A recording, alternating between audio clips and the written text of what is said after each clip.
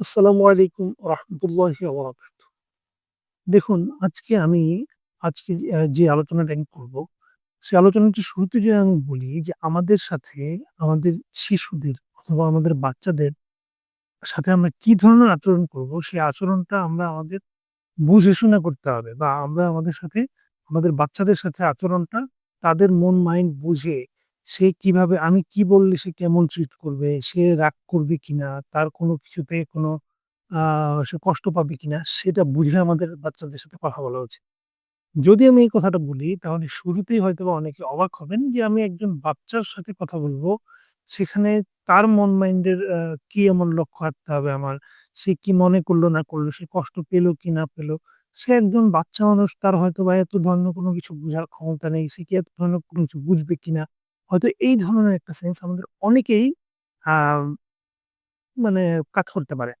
এইখানে এই কথাটি আমার না। অলরেডি এটা নিয়ে বাংলাদেশের কয়েকটা সংস্থা একটি জরিপ করেছিলেন। এই জরিপে আমাদের অধিকাংশ পিতামাতারাই এমন মন্তব্য করেছেন যে, "আমি আমার সন্তানের ভালোটা বুঝি।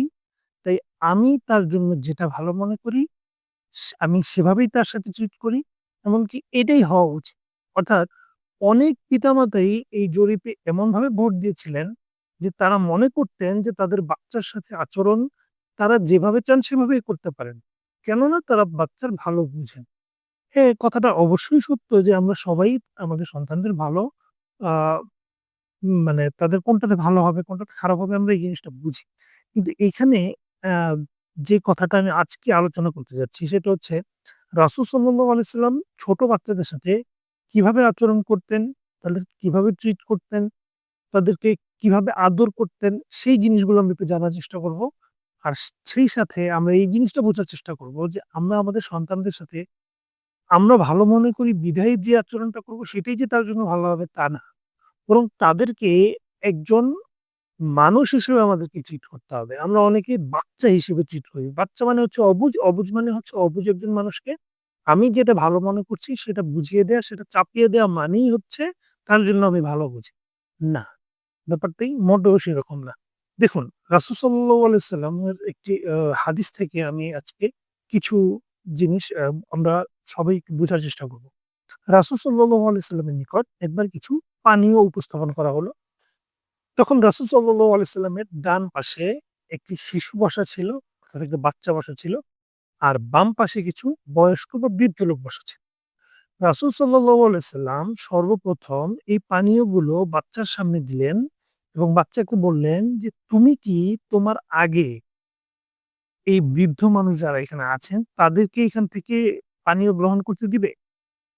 আপনি ইমাজিন করতে পারছেন যে বাচ্চার কাছ থেকে তার জন্য রাসূল সাল্লাল্লাহু আলাইহি সাল্লাম একটি পারমিশন চাচ্ছেন। চাইলে এখানে রাসূল সাল্লাল্লাহু আলাইহি সাল্লাম ডিসাইড করে দিতে পারতেন। রাসূল সাল্লাল্লাহু আলাইহি সাল্লাম বললে পারতেন যে, "এটা তোমার না, তুমি এটা পরে নাও। আগে বৃদ্ধ এখানে তো তোমার বয়স্ক যারা আছে তাদেরকে নিতে দাও।" কিন্তু না, রাসূল সাল্লাল্লাহু আলাইহি সাল্লাম এখানে কি করলেন? এখানে তিনি বাচ্চাকে তার যেই মেন্টালিটি সেটাকে প্রায়োরিটি দিলেন। তাকে এইখানে সবার আগে শিখালেন। তাকে এখানে কি বললেন? তার সাথে কিভাবে ট্রিট করলেন? বললেন, "এখানে খাবার আছে।" তার সামনে দিলেন। তারপর বললেন, "তুমি কি এখান থেকে তাদেরকে আগে নিতে দিবে?" তখন বাচ্চা বলল, "আল্লাহর কসম করে বলছি।" আল্লাহর কসম বলেছে। বাচ্চা বলল, "আল্লাহর কসম। এই পানীয় যেগুলো আপনার হাতের সংস্পর্শে আমার কাছে এসেছে, আমি সেটা আগে গ্রহণ করতে চাই। অর্থাৎ এই খাবারে আমি আমার চাইতে আগে কাউকে অগ্রাধিকার দিব না।" অর্থাৎ বাচ্চাটা এইটা বলে নাই যে, "আমি তাদেরকে দিব না বা তারা পরে নিবে।" না। সেও এখানে রাসূল সাল্লাল্লাহু আলাইহি ওয়াসাল্লামের প্রতি ভালোবাসা প্রকাশ করেছে। কিভাবে? যে আল্লাহ রাসূল আপনি আমাকে নিজ হাতে এটা দিয়েছেন। আমি এখানে সবার আগে এই অগ্রাধিকারটা নিতে চাই খাবারের। তারপর আমি অন্য কাউকে দিব। অর্থাৎ এখানে একটা জিনিস দেখেন রাসূল সাল্লাল্লাহু আলাইহি ওয়াসাল্লাম তার সাথে কিভাবে ট্রিট করলেন? আর সেটা রিপিটে সেই বাচ্চাটা রাসূল সাল্লাল্লাহু আলাইহি ওয়াসাল্লামকে কিভাবে ভালোবাসা ব্যাক করলো। অর্থাৎ আপনি একটা বাচ্চাকে যদি আদর বা স্নেহ করেন, আপনি ইন দ্যা রিপিট অফ একটা ভালোবাসা পাবেন। এটা কনফার্ম। আরেকটা জিনিস দেখেন, এটা আমি এখন যেটা বললাম, এটা হচ্ছে রাসূল সাল্লাল্লাহু আলাইহি ওয়াসাল্লামের একটা হাদিসের কথা বললাম। আসেন দেখি, আমরা অনেকেই মনে করি বাচ্চাদেরকে একমাত্র শাসন করার আমরা শাসন করলাম বা একটু কঠোর চোখ রাঙিয়ে রাখলাম তাহলে হয়তো সে একটু ভালো থাকবে, শাসনের মধ্যে থাকবে। অনেক পিতামাতা আমি এরকম জানি যারা তাদের বাচ্চাকে শাসনের মধ্যে রাখলেই মনে করেন যে তারা খুব ভালো থাকবে।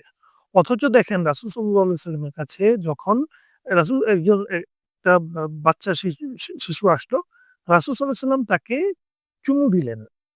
এইটা দেখে আ আয়েশা এ এ উপস্থিত একজন সাহাবী ছিলেন। তিনি বললেন, "হে আল্লাহর রাসূল, আমার ১০ টি পুত্র আল্লাহ আমাকে দান করেছেন। আমি কখনো চুমু দেইনি।" তখন রাসূল সাল্লাল্লাহু আলাইহি ওয়াসাল্লাম কি রিপিট করেছেন জানেন? রাসূল সাল্লাল্লাহু আলাইহি ওয়াসাল্লাম বলছেন, "যে দয়া করে না সে দয়া পায় না।" এটা আমার আল্লাহর রাসূল বলছেন। অর্থাৎ আপনি বাচ্চাকে আদর করেন নাই, সো আপনি আল্লাহর দয়া পেতে পারেন না। আপনি আল্লাহর দয়ায় থাকতে পারেন না। সেই রাইট আপনার নাই। এটা আমার কথা না, এটা রাসূল সাল্লাল্লাহু আলাইহি ওয়াসাল্লামের কথা। অর্থাৎ আপনি যদি একটা বাচ্চার সাথে দয়ার ব উম ব মানে দয়ার ভঙ্গিতে কথা বলেন, তার সাথে আদরের ভঙ্গিতে কথা বলেন, তাকে স্নেহ করেন, তাহলে রাসূল সাল্লাল্লাহু আলাইহি ওয়াসাল্লাম আমাদেরকে বলছেন যে আ আল্লাহ রাব্বুল আলামিন আপনাকে আমাকে দয়া করবেন। অর্থাৎ আমরা যদি বাচ্চাদের সাথে ভালো ট্রিট করি, আল্লাহ আমাদের সাথে ভালো ট্রিট করবেন। এখানে আমি ২ টা হাদিস বললাম। ২ টা হাদিসে ২ টা বাচ্চার উদাহরণ দিয়েছি। আমি কিন্তু বলি নাই যে রাসূল সাল্লাল্লাহু আলাইহি ওয়াসাল্লাম এখানে এই হাদিসে বলেছেন যে রাসূল সাল্লাল্লাহু আলাইহি ওয়াসাল্লাম অন্য কাউকে দিয়েছেন। মানে অন্য কোনো বড় কোনো একজন লোককে, গরিব লোককে দান করেছেন। তখন আল্লাহ বলছেন যে আ সে দান করেছে এই কারণে তাকে দয়া করা হলো না। শুধু একজন বাচ্চার সাথে ভালো আচরণ করা। অর্থাৎ আপনাকে আমাকে যে সন্তান আল্লাহ রাব্বুল আলামিন দিয়েছেন, এই সন্তানটা আল্লাহ রাব্বুল আলামিন আমানত হিসেবে দিয়েছেন। আমরা যদি মনে করি সন্তান একান্তই আমার, ইসলামিক পারপাস এ এটা কখনোই রাইট না। কোন সন্তান কেন? পৃথিবীর কোন কিছুই আমার না। সবকিছুই আল্লাহর। আল্লাহ আমাদেরকে কিছুক্ষণের জন্য দিয়েছেন মাত্র, এটা হচ্ছে আমানত। এই সেম কারণেই আত্মহত্যা করা মহাপাপ। সেম কারণেই এমন কোন কাজ করা মহাপাপ বা খুব বড় গুনাহ যেটা যখন আমরা আ নিজেকে কষ্ট দেওয়ার জন্য করি। কারণ এই জীবনটাই আমার না, এই লাইফটাই আমার না। এটা আল্লাহর দান। আল্লাহ আমাকে দিয়েছেন, সদাকা করেছেন, দান করেছেন। অর্থাৎ আমার সন্তানকে আল্লাহ আমাকে দান করেছেন। আল্লাহ যখন চাইবেন নিয়ে যেতে পারেন। আল্লাহ যখন চাইবেন, যখন কিয়ামত হয়ে যাবে তখন আমরাই আমাদের এই বাচ্চাকে পরিচয় দিব না নিজের বাচ্চা বলে। অর্থাৎ এগুলো সবকিছুই দুনিয়ার একটা অংশ মাত্র। সো আল্লাহ আমাদেরকে আমানত দিয়েছেন। তার মানে আল্লাহর আমানত যেইটা আমাদেরকে দিয়েছেন তার সাথে আমাদের ভালো ট্রিট করতে হবে। দেখেন রাসূল সাল্লাল্লাহু আলাইহি সাল্লাম একবার হাসান কিংবা হোসেন রাদিয়াল্লাহু আনহুকে এশার সালাতের সময় মসজিদে নববীতে নিয়ে আসেন। সাহাবায়ে কেরাম তখন উপস্থিত ছিলেন।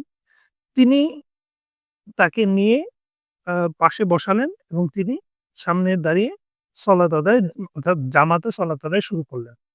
তখন হাসান বা হোসেন রাদিয়াল্লাহু আনহু তিনি পাশে বসা ছিলেন। যখন সলাত আদায় করা অবস্থায় রাসূল সাল্লাল্লাহু আলাইহি সাল্লাম একটি সিজদা খুব দীর্ঘ করলেন। এখানে যিনি হাদিসের বর্ণনাকারী তিনি বলছেন যে, "আমার পিতা তখন আমাকে বললেন" যে যখন রাসূল সাল্লাল্লাহু আলাইহি সাল্লাম সিজদায় অনেক বেশি দা সিজদা দীর্ঘায়িত করছিলেন, আমি মাথা উঠিয়ে দেখলাম। আমার আশঙ্কা হচ্ছিল যে হয়তো ভিন্ন কোনো ঘটনা ঘটেছে অথবা আল্লাহ রাসূলের উপরে ওহী নাজিল হচ্ছে। অর্থাৎ রাসূল সাল্লাল্লাহু আলাইহি সাল্লাম সিজদা এত দীর্ঘ করেছিলেন। কিন্তু হাদিস বর্ণনাকারী বলছেন, কিন্তু আমি দেখলাম যে রাসূল সাল্লাল্লাহু আলাইহি সাল্লামের পিঠের উপরে হাসান বা হোসেন রাদিয়াল্লাহু আনহু বসে আছেন। তখন সলাৎ শেষ হলো। রাসূল সাল্লাল্লাহু আলাইহি সাল্লামের নিকট তিনি এই কথাটা পেশ করলেন যে, "আল্লাহর রাসূল, যখন সিজদা দীর্ঘায়িত হচ্ছিল, আমরা ভেবেছিলাম যে হয়তো ভিন্ন কোনো কিছু ঘটেছে অথবা আপনার উপরে ওহী নাযিল হচ্ছে।" রাসূল সাল্লাল্লাহু আলাইহি সাল্লাম বললেন যে, "না, আমি যখন সিজদায় ছিলাম তখন আমার নাতি আমাকে সাওয়ারি বানিয়েছে।" অর্থাৎ আমরা আমাদের বাচ্চারা আমাদের সাথে খেলে যে আমরা মানে সে ঘোড়ার পিঠে উঠেছে, আমি তার সাওয়ারি এরকম খেলে।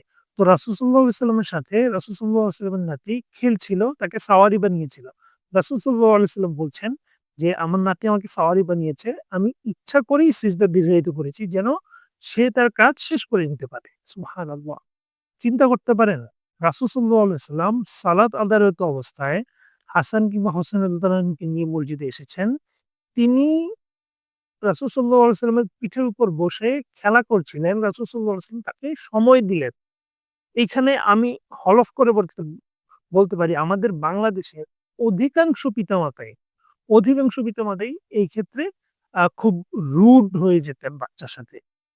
আ যে তুমি বারবার আমাকে ডিস্টার্ব করছো। তুমি কেন আ বু মানে বুঝতে পারছো না যে আমি সলাত আদায় করছি। তোমাকে কতবার বলেছি সলাত আদায়ের সময় আ এরকম করবে না। অনেক পিতামাতাই আছেন এই কাজটা করবেন।